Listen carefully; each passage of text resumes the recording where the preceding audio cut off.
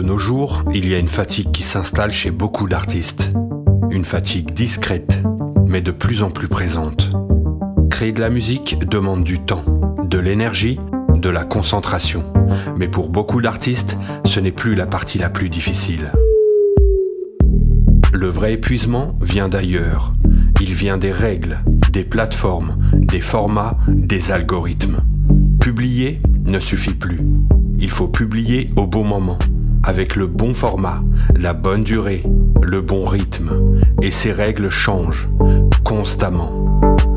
Ce qui fonctionnait il y a encore quelques jours ne fonctionne plus forcément aujourd'hui.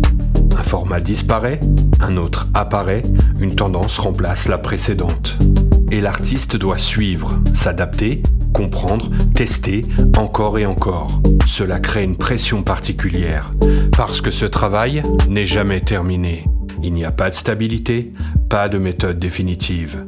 Ce n'est pas simplement une question technique, c'est une question mentale. Beaucoup d'artistes ont l'impression de passer plus de temps à comprendre les plateformes qu'à créer. Et cela produit une forme de fatigue cognitive, une fatigue créative. Parce que créer demande de la profondeur, alors que les plateformes demandent de la réactivité. Créer demande du temps. Les algorithmes demandent de la fréquence. Créer demande de l'authenticité. Les plateformes favorisent des formats répétitifs. Et cette tension devient difficile à gérer. Certains artistes finissent par adapter leur musique au format. D'autres adaptent leur communication. Et certains arrêtent simplement d'essayer. Ce qui est important de comprendre, c'est que cette instabilité n'est pas un bug. C'est une caractéristique du système.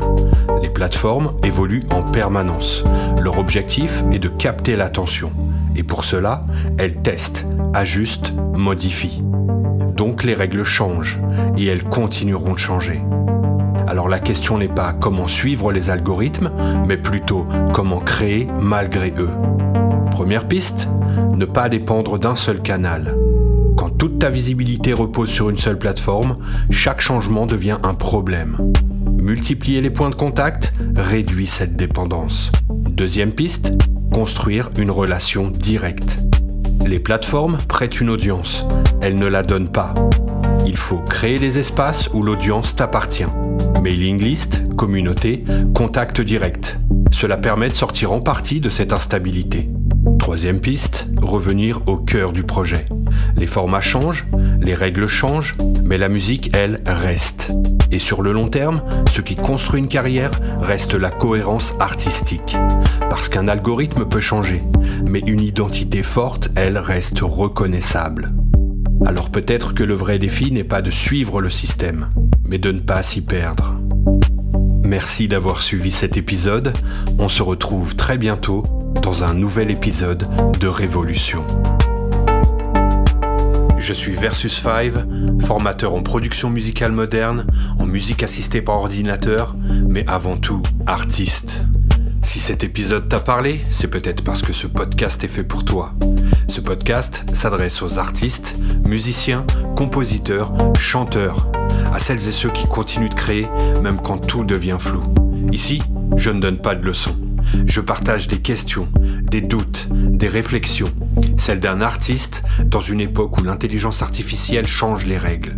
Chaque épisode part d'une idée simple, un ressenti, une question ouverte. Abonne-toi à ce podcast et si tu connais un artiste qui a ces questions, partage-lui cet épisode. On se retrouve bientôt avec Subsonic Academy pour continuer à réfléchir ensemble à ce que signifie être artiste aujourd'hui.